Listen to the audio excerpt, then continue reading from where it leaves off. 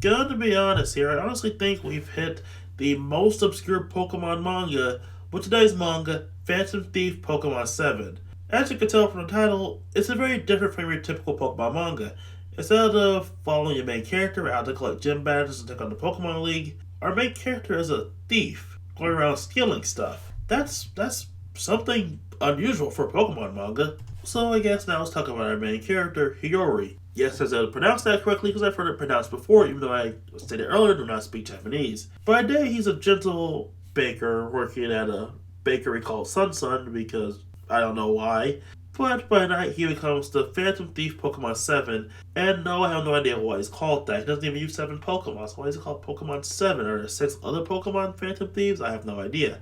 Despite being a thief, he's a noble thief, stealing items from other thieves and returning them to their original owners, such as the one chapter returning a stolen watch or stolen ring to their original owners after they got swindled out of the property. He joins adventures by his various Pokemon partners, the most prolific of which being his partner Lucario, who, like him, appears to be weak but is actually quite strong. To if you haven't guessed from the last statement, this is another manga that's based around Generation 4. Yeah, there are a lot of them out there apparently. Anyway, this one is also incredibly short, only lasting about one 12 chapter volume. But I have to say it's a good route while it lasts. It's pretty enjoyable seeing a different side of the Pokemon universe outside of typical Pokemon training. Albeit we do have a few Pokemon battles in here, but of course, that's pretty standard for a Pokemon manga.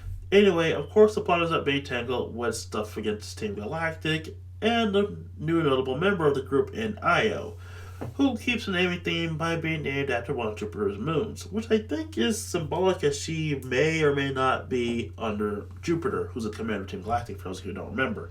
And of course, they also find a way to make it personal, leading into the finale, and as stated earlier, it's a very quick manga. Now, there is a sequel manga called Phantom Thief Pokemon V, which follows a pair of new Pokemon thieves known as V and K. I have no idea why they called that either. But there's no collected volume for this, or a fan translation, so I haven't read it yet. Anyways, you can guess from the series' short nature, as well as the fact that I mentioned it earlier slightly, there's not an official English release of this one, and probably never will be. So again, we're dealing with fan translations here, but I think it's more fitting in this case considering the short nature of the work, limited release of the work, and various other issues with this release in general. So, as far as final words, well, this is another good manga, and if you're a fan of Pokemon, I'm sure you'll enjoy seeing a different take on the given material. So yeah, without further ado, see you next time, and again, having a bit of a cold here, so sorry about the odd sound of my voice.